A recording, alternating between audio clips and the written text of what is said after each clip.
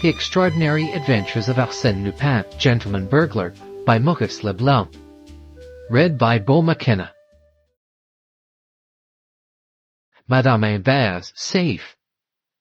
At 3 o'clock in the morning there were still half a dozen carriages in front of one of those small houses which form only the side of the Boulevard Berthier. The door of that house opened, and a number of guests, male and female, emerged.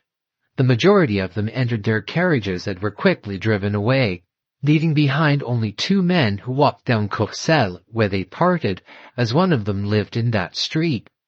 The other decided to return on foot as far as the Porte Maillot. It was a beautiful winter's night, clear and cold, a night on which a brisk walk is agreeable and refreshing. But at the end of a few minutes he had the disagreeable impression that he was being followed. Turning around, he saw a man skulking amongst the trees. He was not a coward, yet he felt it advisable to increase his speed. Then his pursuer commenced to run, and he deemed it prudent to draw his revolver and face him. But he had no time. The man rushed at him and attacked him violently. Immediately they were engaged in a desperate struggle, wherein he felt that his unknown assailant had the advantage. He called for help, struggled, and was thrown down on a pile of gravel, seized by the throat, and gagged with a handkerchief that his assailant forced into his mouth. His eyes closed, and the man who was smothering him with his weight arose to defend himself against an unexpected attack. A blow from a cane and a kick from a boot. The man uttered 2 cries of pain and fled, limping and cursing. Without deigning to pursue the fugitive, the new arrival stooped over the prostrate man and inquired, "Are you hurt, monsieur?" He was not injured, but he was dazed and unable to stand. His rescuer procured a carriage, placed him in it, and accompanied him to his house on the Avenue de la Grande Armée. On his arrival there, quite recovered, he overwhelmed his saviour with thanks. "I owe you my life, monsieur, and I shall not forget it. I do not wish to alarm my wife at this time of night, but tomorrow she will be pleased to thank you personally. Come and breakfast with us. My name is Ludovic Imbert. May I ask yours?" "Certainly, monsieur." And he handed Monsieur Imbert a card bearing the name Arsène Lupin. At that time, Arsène Lupin did not enjoy the celebrity which the Caron affair, his escape from the Prison de la Santé, and other brilliant exploits afterwards gained for him. He had not even used the name of Arsène Lupin. The name was specially invented to designate the rescuer of Monsieur Imbert. That is to say, it was in that affair that Arsène Lupin was baptized. Fully armed and ready for the fray, it is true, but lacking the resources and authority which command success, Arsène Lupin was then merely an apprentice in a profession wherein he soon became a master. With what a thrill of joy he recalled the invitation he received that night. At last he had reached his goal. At last he had undertaken a task worthy of his strength and skill. The Imbert millions! What a magnificent feast for an appetite like his! He prepared a special toilet for that occasion. A shabby frock coat, baggy trousers, a frayed silk hat, well-worn collar and cuffs, all quite correct in form, but bearing the unmistakable stamp of poverty. His cravat was a black ribbon pinned with a false diamond. Thus accoutred, he descended the stairs of the house in which he lived at Montmartre. At the 3rd floor, without stopping, he rapped on a closed door with the head of his cane. He walked to the exterior boulevards. A tram-car was passing. He boarded it, and someone who had been following him took a seat beside him. It was the lodger who occupied the room on the 3rd floor. A moment later this man said to Lupin, "Well, governor?" "Well, it is all fixed." "How?" "I am going there to breakfast." "You breakfast? There?" "Certainly, why not? I rescued Monsieur Ludovic Imbert from certain death at your hands. Monsieur Imbert is not devoid of gratitude. He invited me to breakfast." There was a brief silence. Then the other said, "But you are not going to throw up the scheme?" "My dear boy," said Lupin, "when I arranged that little case of assault and battery, when I took the trouble at 3 o'clock in the morning to rap you with my cane and tap you with my boot at the risk of injuring my only friend, It was not my intention to forego the advantages to be gained from a rescue so well arranged and executed. Oh no, not at all. But the strange rumors we hear about their fortune. Never mind about that. For 6 months I have worked on this affair, investigated it, studied it, questioned the servants, the money-lenders and men of straw. For 6 months I have shadowed the husband and wife. Consequently, I know what I am talking about. Whether the fortune came to them from old Brawford, as they pretend, or from some other source, I do not care. I know that it is a reality, that it exists, and some day it will be mine. Big. 100 millions. Let us say 10, or even 5. That is enough. They have a safe full of bonds, and there will be the devil to pay if I can't get my hands on them. The tramcar stopped at the Place de l'Étoile. The man whispered to Lupin, "What am I to do now?" "Nothing at present. You will hear from me. There is no hurry." 5 minutes later, Arsène Lupin was ascending the magnificent flight of stairs in the Imbert mansion, and Monsieur Imbert introduced him to his wife. Madame Gervaise Imbert was a short, plump woman, and very talkative. She gave Lupin a cordial welcome. "I desired that we should be alone to entertain our Saviour," she said. From the outset they treated our Saviour as an old and valued friend. By the time dessert was served, their friendship was well cemented, and private confidences were being exchanged. Arsène related the story of his life, the life of his father as a magistrate, the sorrows of his childhood and his present difficulties. Gervaise in turn spoke of her youth, her marriage, the kindness of the aged Brawford, the 100 millions that she had inherited, the obstacles that prevented her from obtaining the enjoyment of her inheritance, the money she had been obliged to borrow at an exorbitant rate of interest, her endless contentions with Brawford's nephews, and the litigation, the injunctions, in fact, everything. Just think of it, Monsieur Lupin. The bonds are there in my husband's office, and if we detach a single coupon, we lose everything. They are there in our safe, and we dare not touch them. Monsieur Lupin shivered at the bare idea of his proximity to so much wealth. Yet he felt quite certain that Monsieur Lupin would never suffer from the same difficulty as his fair hostess, who declared she dare not touch the money. "Ah, they are there," he repeated to himself. "They are there." A friendship formed under such circumstances soon led to closer relations. When discreetly questioned, Arsène Lupin confessed his poverty and distress. Immediately the unfortunate young man was appointed private secretary to the Imberts, husband and wife, at a salary of 100 francs a month. He was to come to the house every day and receive orders for his work, and a room on the second floor was set apart as his office. This room was directly over Monsieur Imbert's office.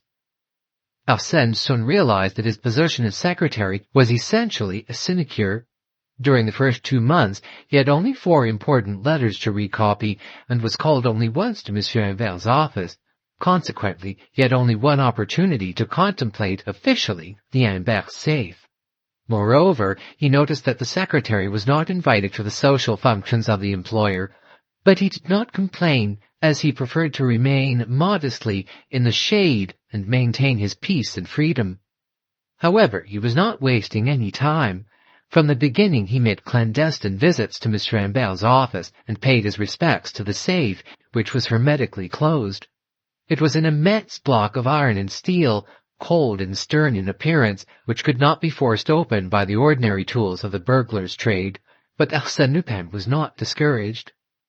"Where force fails, cunning prevails," he said to himself. "The essential thing is to be on the spot when the opportunity occurs. In the meantime, I must watch and wait." He made immediately some preliminary preparations. After careful soundings made upon the floor of his room, he introduced a lead pipe which penetrated the ceiling of Monsieur Imbert's office at a point between the 2 screeds of the cornice. By means of this pipe, he hoped to see and hear what transpired in the room below. Henceforth, he passed his days stretched at full length upon the floor. He frequently saw the Imberts holding a consultation in front of the safe, investigating books and papers. When they turned the combination lock, he tried to learn the figures and the number of turns they made to the right and left. He watched their movements. He sought to catch their words. There was also a key necessary to complete the opening of the safe. What did they do with it? Did they hide it? One day he saw them leave the room without locking the safe. He descended the stairs quickly and boldly entered the room. But they had returned. "Oh, excuse me," he said. "I made a mistake in the door." "Come in, Monsieur Lupin, come in," cried Madame Imbert. "Are you not at home here? We want your advice. What bonds should we sell? The foreign securities or the government annuities?" "But the injunction," said Lupin with surprise. "Oh, it doesn't cover all the bonds." She opened the door of the safe and withdrew a package of bonds, but her husband protested. "No, no, Gervaise, it would be foolish to sell the foreign bonds. They are going up, whilst the annuities are as high as they ever will be. What do you think, my dear friend?" The dear friend had no opinion, yet he advised the sacrifice of the annuities. Then she withdrew another package, and from it she took a paper at random. It proved to be a 3% annuity worth 2,000 francs. Ludovic placed the package of bonds in his pocket.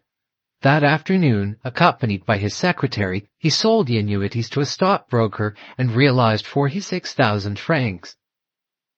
Whatever Madame Imbert might have said about it, Arsène Lupin did not feel at home in the Imbert house.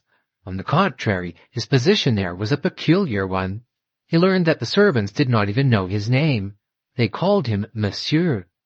Ludovic always spoke of him in the same way. "You will tell Monsieur. Has Monsieur arrived?" Why that mysterious appellation? Moreover, after their first outburst of enthusiasm, the Imberts seldom spoke to him, and although treating him with the consideration due to a benefactor, they gave him little or no attention. They appeared to regard him as an eccentric character who did not like to be disturbed, and they respected his isolation as if it were a stringent rule on his part. On one occasion, while passing through the vestibule, he heard Madame Imbert say to the two gentlemen, "He is such a barbarian." "Very well," he said to himself, "I am a barbarian." And without seeking to solve the question of their strange conduct, he proceeded with the execution of his own plans.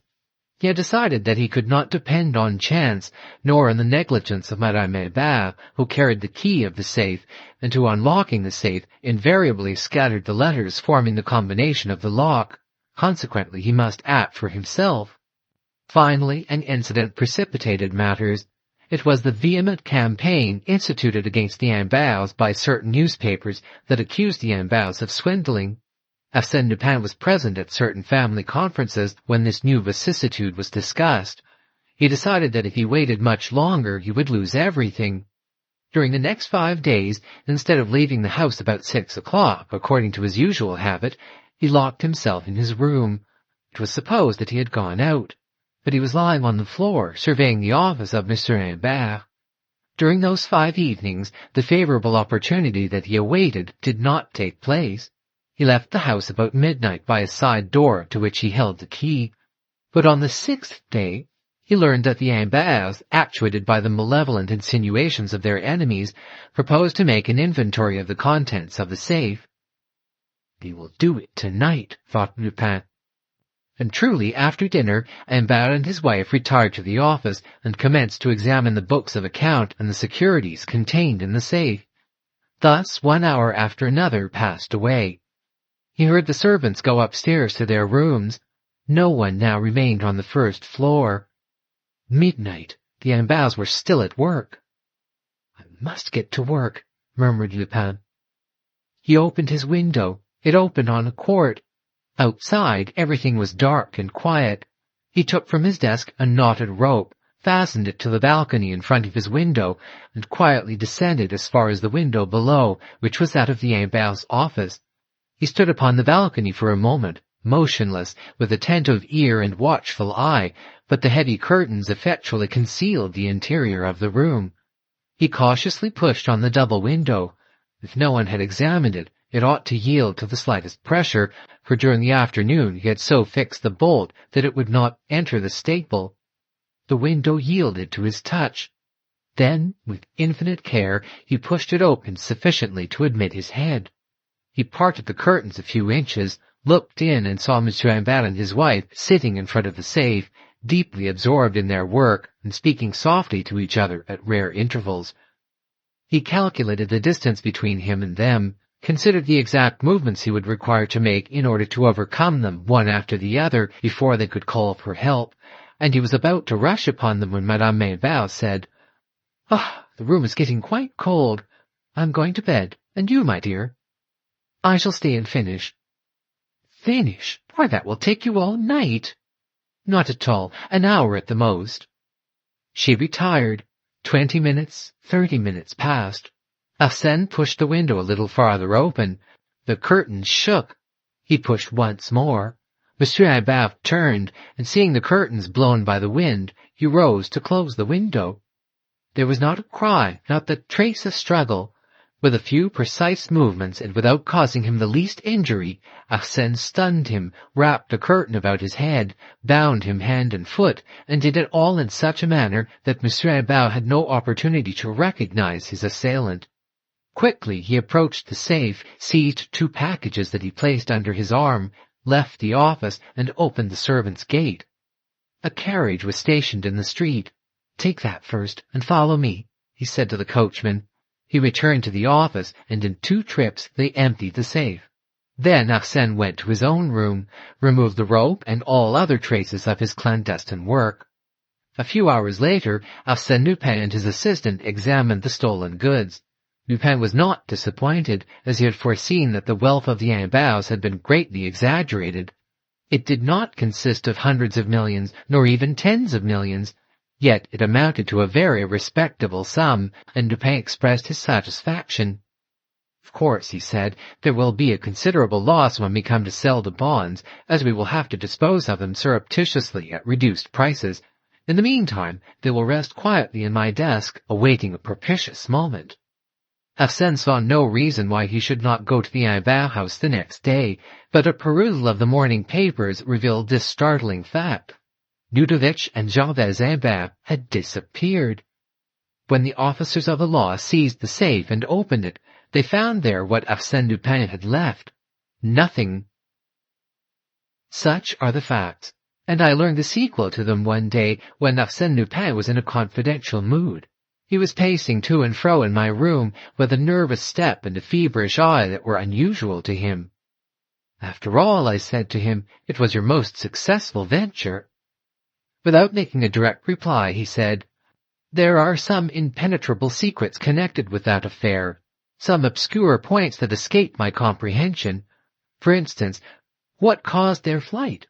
Why did they not take advantage of the help I unconsciously gave them? It would have been so simple to say, 100 millions were in the safe. They are no longer there because they have been stolen." "They lost their nerve." "Yes, that is it. They lost their nerve. On the other hand, it is true." "What is true?" "Oh, nothing." What was the meaning of Lupin's reticence? It was quite obvious that he had not told me everything. There was something he was loath to tell. His conduct puzzled me. It must indeed be a very serious matter to cause such a man as Arsène Lupin even a momentary hesitation. I threw out a few questions at random. "Have you seen them since?" "No." "And have you never experienced the slightest degree of pity for those unfortunate people?" "I?" he exclaimed with a start. His sudden excitement astonished me, and I touched him on a sore spot. I continued, "Of course, if you had not left them alone, they might have been able to face the danger, or at least made their escape with full pockets." "What do you mean?" he said indignantly. "I suppose you have an idea that my soul should be filled with remorse." "Call it remorse or regrets, anything you like." "They are not worth it." "Have you no regrets or remorse for having stolen their fortune?" "What fortune?" "The packages of bonds you took from their safe." "Oh, I stole their bonds, did I? I deprived them of a portion of their wealth. Is that my crime?" "Ah, my dear boy, you do not know the truth. You never imagined that those bonds were not worth the paper they were written on. Those bonds were false. They were counterfeit, every one of them. Do you understand? They were counterfeit." I looked at him astounded. "Counterfeit? The 4 or 5 millions?" Yes, counterfeit, he exclaimed in a fit of rage. Only so many scraps of paper. I couldn't have raised a sou on the whole of them, and you ask me if I have any remorse. They are the ones who should have remorse and pity. They played me for a simpleton, and I fell into their trap. I was their latest victim, their most stupid gull. He was affected by genuine anger, the result of malice and wounded pride. He continued, "From start to finish I got the worst of it. Do you know the part I played in that affair, or rather the part they made me play? That of Andre Brawford. Yes, my dear boy, that is the truth, and I never suspected it. It was not until afterwards, on reading the newspapers, that the light finally dawned in my stupid brain. Whilst I was posing as his saviour, as the gentleman who had risked his life to rescue Monsieur Imbert from the clutches of an assassin, they were passing me off as Brawford. Wasn't that splendid? That eccentric individual who had a room on the second floor, that barbarian that was exhibited only at a distance, was Brawford, and Brawford was I. Thanks to me and to the confidence that I inspired under the name of Brawford, they were enabled to borrow money from the bankers and other money-lenders. Ha! What an experience for a novice, and I swear to you that I shall profit by the lesson." He stopped, seized my arm, and said to me in a tone of exasperation, "My dear fellow, at this very moment, Gervais Imbert owes me 1,500 francs. I could not refrain from laughter, his rage was so grotesque. He was making a mountain out of a molehill. In a moment he laughed himself and said, "Yes, my boy, 1,500 francs. You must know that I had not received 1 sou of my promised salary. And more than that, she had borrowed from me the sum of 1,500 francs. Oh, my youthful savings, and you know why? To devote the money to charity. I'm giving you a straight story. She wanted it for some poor people she was assisting, unknown to her husband, and my hard-earned money was wormed out of me by that silly pretense. Isn't it amusing, eh? Arsène Lupin done out of 1,500 francs by the fair lady from whom he stole 4 millions in counterfeit bonds. What a vast amount of time and patience and cunning I expended to achieve that result. It was the first time in my life that I was played for a fool, and I frankly confess that I was fooled that time to the Queen's taste." End of the extraordinary adventures of Arsène Lupin, Gentleman Burglar, Madame Imbert's Safe, by Maurice Leblanc. Read by Beau McKenna.